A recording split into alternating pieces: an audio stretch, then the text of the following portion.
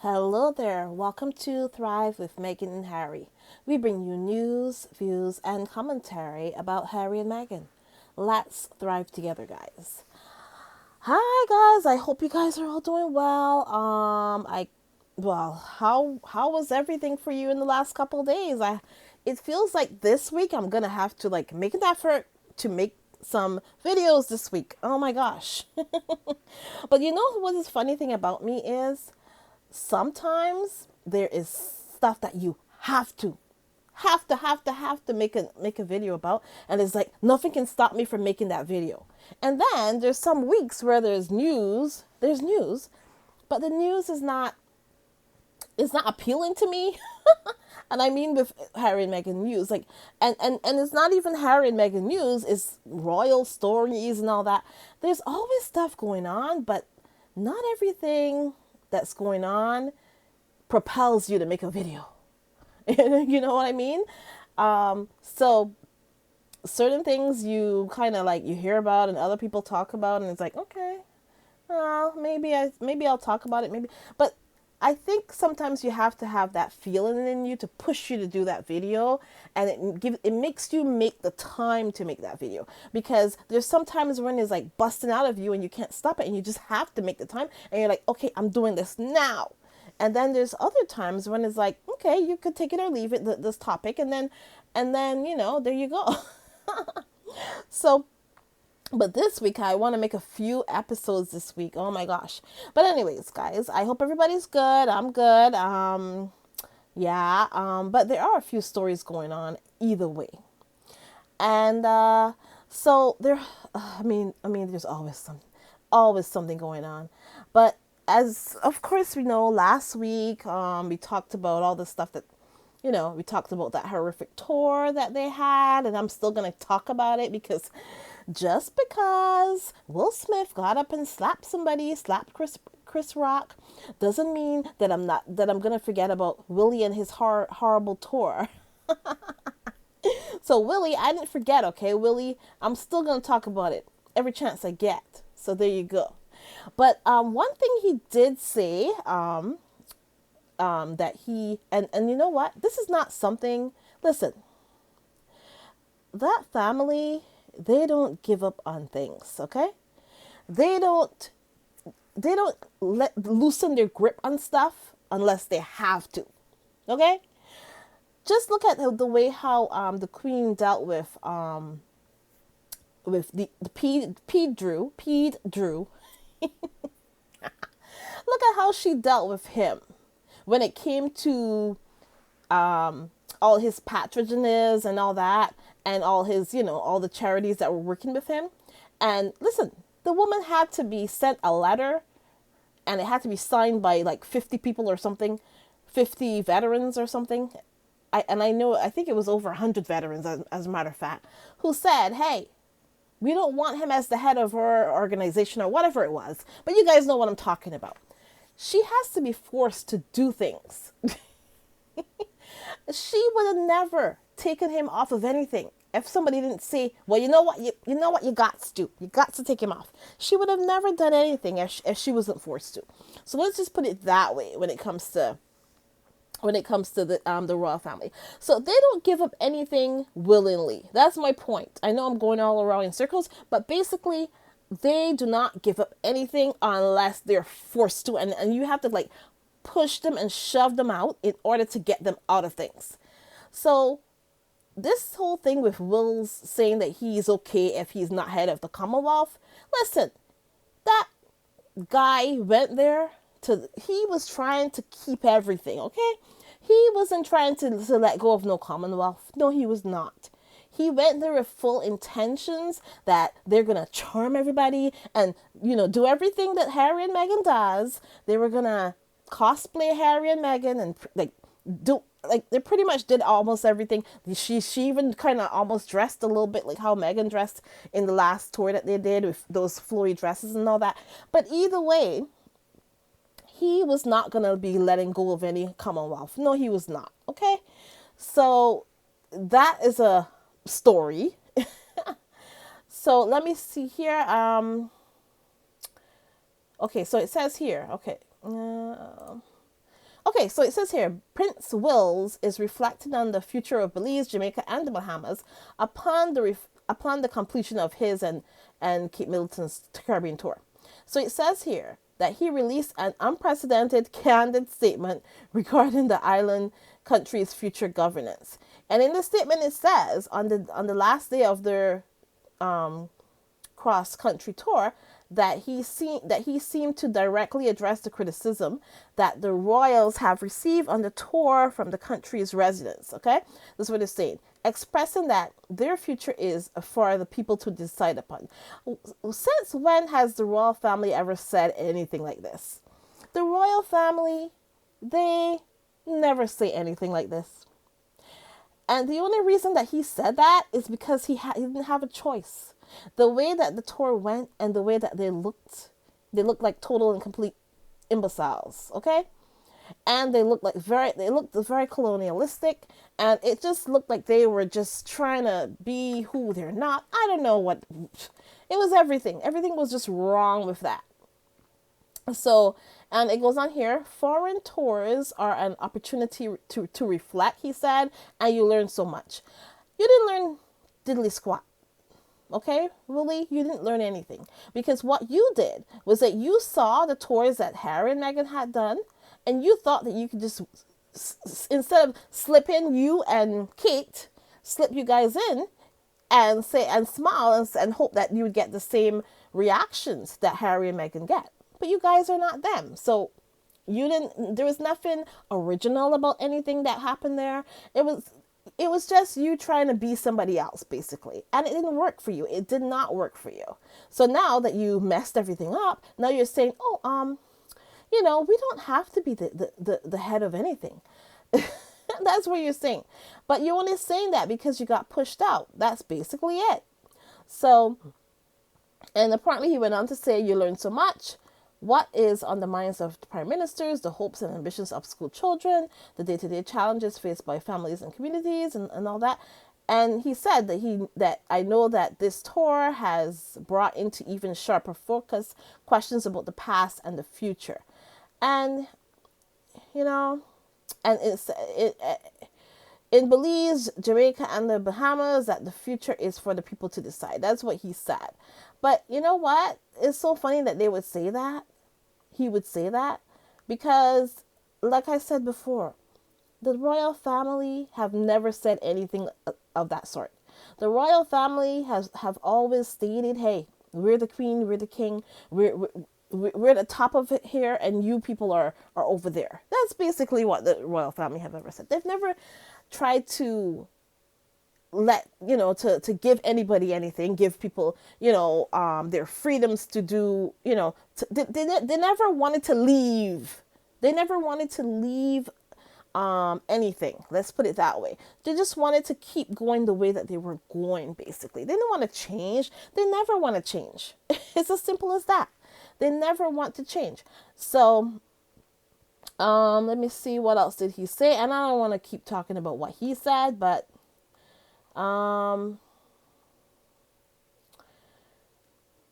okay, so this is at the end of the statement. It says, next year, I know you're all looking forward to celebrating 50 years of your independence, your golden anniversary, and with Jamaica celebrating 60 years of independence this year, and Belize celebrating 40 years of independence last year, I want to say that we support with pride and respect your decisions about the future. No, you don't. He says that relationships evolve and friendship endures. You know what? If he calls that a friendship, I don't know. Like, how is that a friendship? How is that a friendship? You lord over people, and that is definitely not a friendship. It's could be a dictatorship, in my opinion. But yeah, so I just wanted to talk a little bit more about him and that horrific tour, and know that I'm never gonna forget it. I don't care how many times Will Smith knocks somebody out. Okay? Okay, Wills.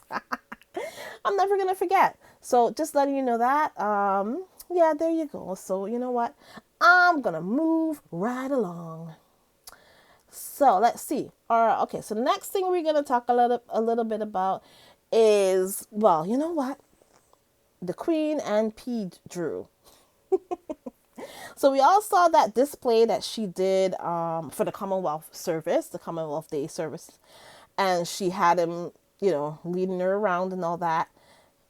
And I already said, I have no respect for that lady anymore. I never did, but, even more, I have even less respect now. And as I said before, I can't stand people who give a pass to people who hurt children. And that's something that I will never forgive that queen for. I don't care if it's her son or not. The point is, he could have come and he could have stayed in the back. He didn't have to be up front and center. She did that on purpose, okay? She did it on purpose because she doesn't care about anybody. She just gave everybody the big middle finger, like I said before, and she's just letting you know, hey, this is what's happening. And so she has no respect for you. She has no respect for people, basically. The woman has no respect. She doesn't care about Virginia Giuffre. She doesn't care about all the Virginia Giuffres out there. She doesn't care about anybody. So I have no respect for the queen. None. Donezo. It's done. I'm done with that. I have no respect, and I can tell anybody that. And I will tell them why. If they ask me why, I'll tell them exactly why. And it's 2 syllables. Peed Drew. Peed Drew. And if they don't know who Peed Drew is, I will tell them. So anyways, I just wanted to say that on and you know what? I wanted to talk a little bit about, and I never got into this story before. Right? I never got into this story. This story about the Queen, but it says here, Buckingham Palace banned minorities. And I never got to delve into this story.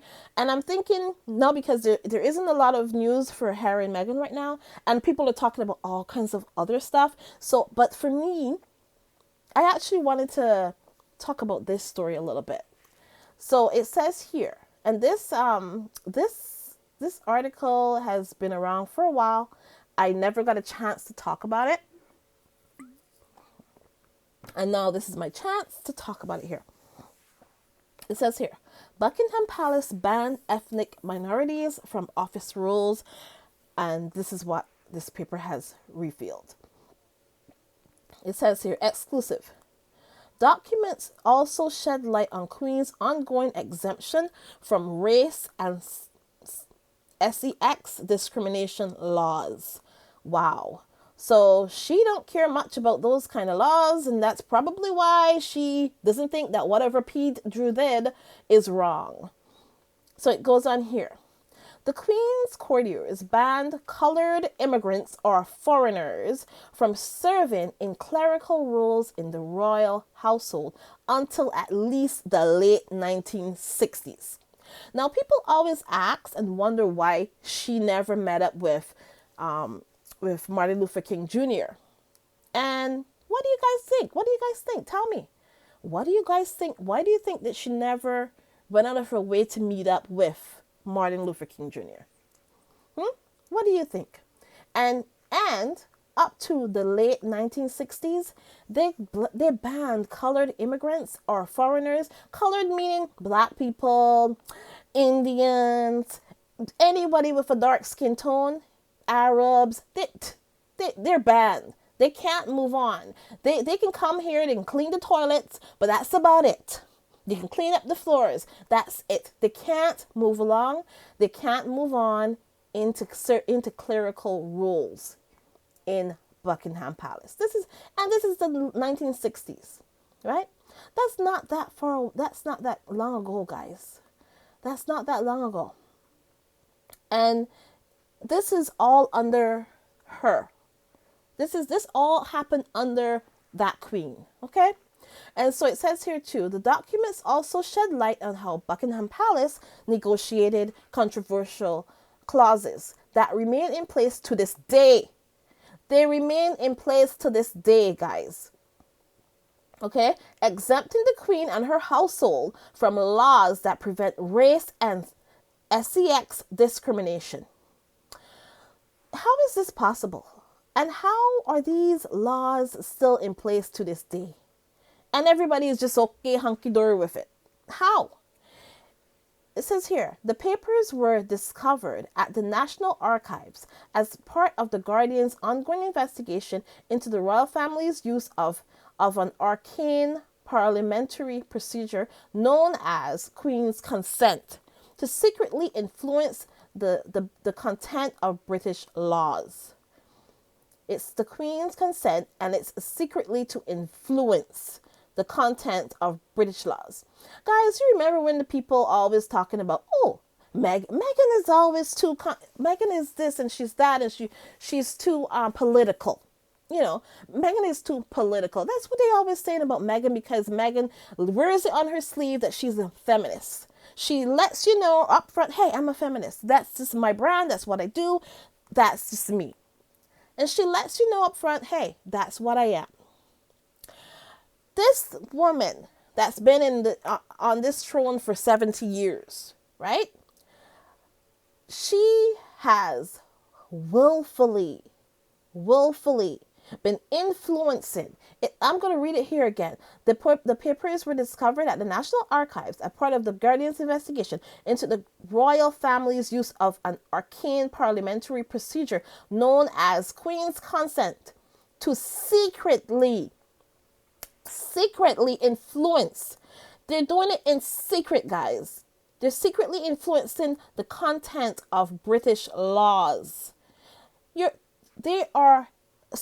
claiming at face value that they don't get political. That's what they claim. But it's not true, because it says right here, the Queen's consent is to secretly influence the content of British laws.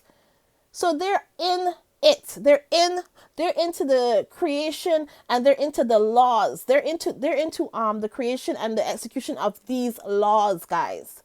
Okay? So they're not, you can never say, it says right here that, okay, they can never say that they're not political, because we already kind of know that they are, but this shows me that they are. Definitely. Okay, so anyways, let's move along here. And it says here, they reveal how in 1968, the Queen's chief financial manager informed civil servants that it was not in fact the practice to appoint colored immigrants or foreigners to clerical roles in the royal household, although they are permitted to work as domestic servants. So like I said, they want you to clean the toilets, but you can't get any clerical roles in the royal household. He said it was not, in fact, the practice to appoint colored immigrants or foreigners. This is crazy. 1968, the Queen's chief financial manager. And who's the one who employed that person? Who employed that person? It was her. Nothing. She's the queen. She's the head of the whole situation. Okay? She is the head. But I'm going to move on here. And here it goes. It is unclear when the practice ended. And I'm thinking it didn't end, because look at William's look at the people who work with William. They're all white, and there's like one Indian guy or something, or one Indian person or something, and they're way off in the back. Listen, and that person is probably there just for optics. They probably don't do anything. They probably was the janitor. They pulled over the janitor and said, come take a picture. You work with us. Come take a picture with us. Because that's probably the janitor, guys. Probably the janitor. So it says here, it is unclear when the practice ended. It did not end. Buckingham Palace refused to answer questions about the ban and when it was revoked. It was never revoked. Just go look. You can see with your eyes. It was never revoked. And it said its records showed people from ethnic minority backgrounds being employed in the 1990s. That's what it, yeah, sure, in the 1990s. But if you look at it today, none of them got anywhere, did they? None of them. Where are they? Where are those people? Those ethnic minorities background people that were employed in the 1990s. Where are they? Are they the head of anything? No, they're not. No, they're not. They were just there for optics. Listen, I don't even think the Queen cares about optics anymore. Remember when she did that last week with the Andrew? She didn't care about anybody. She didn't care what nobody thought. So she just does not care. Anyways, that's beside the point. So it says here, It added that before that decade, it did not keep records on the racial backgrounds of employees. The royal, listen, that, well, you know what? That family, that institution, the men in gray suits, whoever, whatever you want to call them, it's a family, it's an institution, it's a lot of everything. That they don't care much about people of color. They do not. They don't even rate you. You can clean the toilets. You can't go work in the office. This is long and short of this story. But anyways, I'm gonna move on here. Exemptions from the law. In the 1960s, government ministers sought to introduce laws that would make it illegal to refuse to employ an individual on the grounds of their race or ethnicity. The Queen has remained personally exempted from those equality laws for more than 4 decades. So what we gonna do, guys? No, she's old. She's 95. She's turning 96. She's not gonna last forever. She might go on for another five. Who knows? I don't know how, but I don't know. But it makes sense to say, she's at the end of her. She's getting to the end. Okay. There's gonna be soon a new monitor, a new monitor, a new monarch. Okay, so there's gonna be a new monarch soon, right? That the one who wanted to be the tampon, that one. So he's gonna be a new monarch soon, right? When she's gone, that's who's gonna be your monarch. So the Queen has been personally exempt from those equality laws for more than four decades. So when he gets in for the decade or two that he probably may or may not serve, what are you going to do? Are you going to keep those laws the same, or are you going to change them? Or is he going to try to change them? That's what I would like to know. So it says here, the exemption has made it impossible for women or people from ethnic minorities working for her household to complain to the courts if they believe they have been discriminated against. Like, who the hell? Why would anybody of color work for this family? They can't even complain. They cannot complain about anything. And I know there was somebody who did complain. But the thing is, you can hardly find that story. And I'm going to try to search for it, and I'm going to tell you about it. And I know it did come up on other podcasts and stuff before, and I've heard it before, and that's how I know about it. But I know there was somebody who did complain, but who knows where she is? Nobody, I don't even know. You barely hear about that story. You have to really search for it. But either way, it says here in a statement, Buckingham Palace did not dispute that the Queen had been exempted from the laws because they can't, adding that it had a separate process for hearing complaints related to discrimination.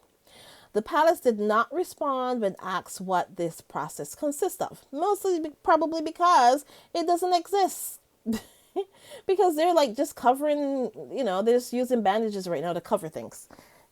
So it says here, the exemption from the law was brought into force in the 1970s when politicians implemented a series of racial and sexual equality laws to eradicate discrimination. And the official documents reveal how government officials in the 1970s coordinated with Elizabeth Windsor's advisors on the wording of the law. So the documents are likely to refocus attention on the royal family's historical and current relationship with race. Much of the family's history is inextricably linked with the British Empire, which subjugated people around the world, people of color. Some members of the royal family have been also criticized for their racist comments. Her husband, he was pretty. He said some racial stuff before. Her husband, the one who they had the memorial service for last week. Him, so he's done that. Hello, P. Drew has said, he's been, he's done a lot of said a lot of our things as well. The future king has also said a lot of our stuff. And who knows what they see behind closed doors, and who the hell wants to know, because they're dull as Dudley. Sorry, Dudley. If your name is Dudley, I don't mean you, but there you go. You're just dull. Oh, dull and crazy. Let's put it that way. But So it goes on here, and it says, and then it talks about the Duchess of Sussex, Meghan. She's the first mixed race member, and it says that she had ideations during her time in the royal family and alleged that a member of the family had expressed concern about, Archie's skin color, all that. So, and we all know that Mr. Wills went out and said that we are very much not, that whole crap that he said. So this story is amazing to me. And I can't believe that, people mention it all the time, but I just wanted to get into it a little bit.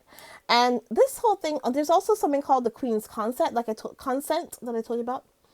And it says here, some of the documents uncovered by The Guardian relate to the use of Queen's Consent, an obscure parliamentary mechanism through which the monarch grants Parliament permission to debate laws that affect her and her private interests. Yeah. And it says Buckingham Palace says the process is a mere formality. That's what they say. Despite compelling evidence that the Queen has repeatedly used the power to secretly lobby ministers to amend legislation that she does not like. Oh my God. It's just like, it's right there. Oh my God. It's right there, guys. In black and white, it says here that she has repeatedly used the power to secretly lobby ministers to amend legislation that she does not like. So there you go again. She's being political. And they claim that they're never political, but they are. The newly discovered documents revealed, well, they're not really that new anymore, how the Queen's consent procedure was used to secretly influence the formation of the draft race relations legislation. Yeah, in 1968, the then Home Secretary James Callaghan and civil servants at the Home Office appeared to have believed that they should not request Queen's consent for Parliament to debate the race relations bill until her advisors were satisfied it could not be enforced against her in the courts. Do you believe this? And why would somebody allow this to happen? And how does the people in that country let this happen and still be okay with paying paying all that money to them? They pay all their tax money goes to them. A good portion of their taxes go to them. Like, why would you know all this and still let this happen, people? Why? And he also says, at the time, Callaghan wanted to expand the UK's racial discrimination laws, which only prohibited discrimination in public places, so that they also prevented racism in employment or services such as housing. And oh my God, that is a horrible one. That's why you go into a city, you see the black people live in one area, and it's usually one of the worst areas, and then the white people live over there, and the Indians live over there, and it's like, it's horrible. And you know what's funny? I refuse. And since I moved to Canada, I have never lived and maybe I did for a little tiny bit of time, but I refuse to live in a designated black area. And not because I don't want to be,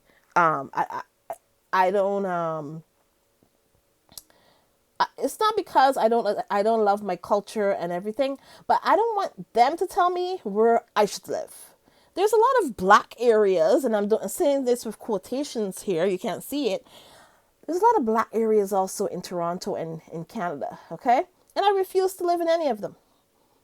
So I'd rather pay more and live somewhere where nobody can tell me, hey, you got to live there or here. I don't want my daughter growing up that way either. So there you go. As much as I love my culture and I get into it, and I do go visit those areas, and I do go, because that's where you get the hair stuff, and that's where you get all the stuff you need as an ethnic person. That's where you go get to, if you want your foods and stuff. I go to those places. Yeah, I do, and support.